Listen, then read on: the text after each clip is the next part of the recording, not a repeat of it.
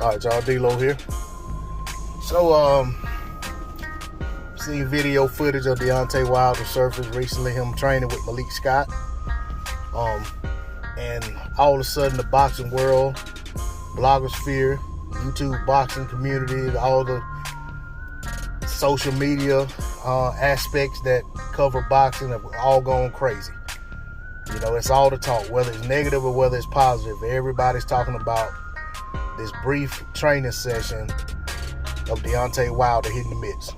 Not a sparring session, not him running a mountain, not him, you know what I'm saying, truly working out, just working the mitts.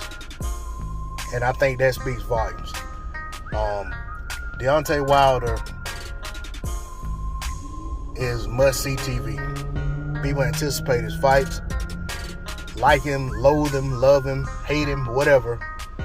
People are interested in what this guy has going on in terms of his return to the ring.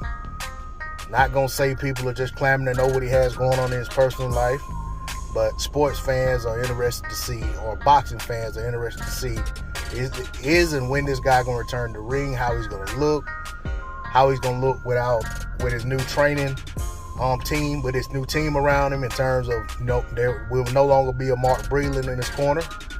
So this will be the first time that we've seen Deontay Wilder without Mark Breland. So it's going to be interesting to see how he looks when and if he does return. I'm sure he's going to return.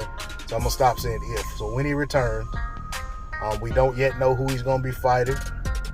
But, you know, I just wanted to point that out, that for a guy who people criticize so much and talk about doesn't have a fan base and he's not that important, he needs to just go away, blah, blah, blah, blah. He's finished. All of that negativity that surrounds the guy. They put out one short video of him hitting the mitts, and everybody's going crazy.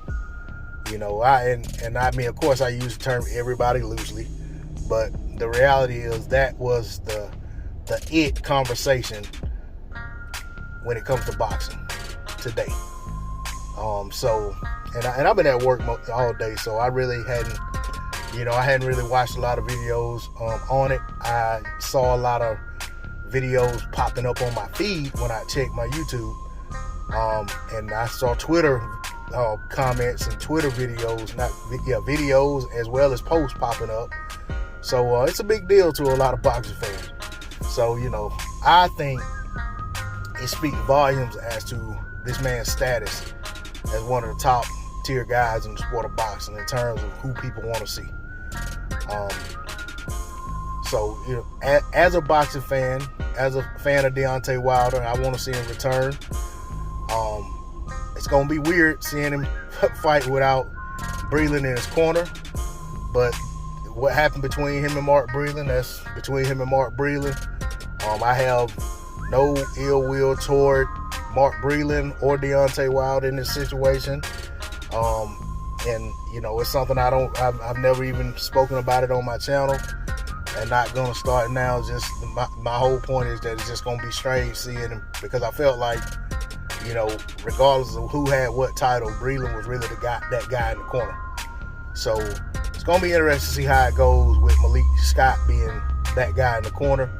Him and Deontay seem to have a good rapport. I know they have a good relationship and have had such even before they had their bout all those years ago. So we'll see how it goes. You know, I definitely will say this. I want to see Malik Scott. If Malik Scott's going to be the head trainer, I want Malik Scott to be the voice, and I want him to be the boss in that corner.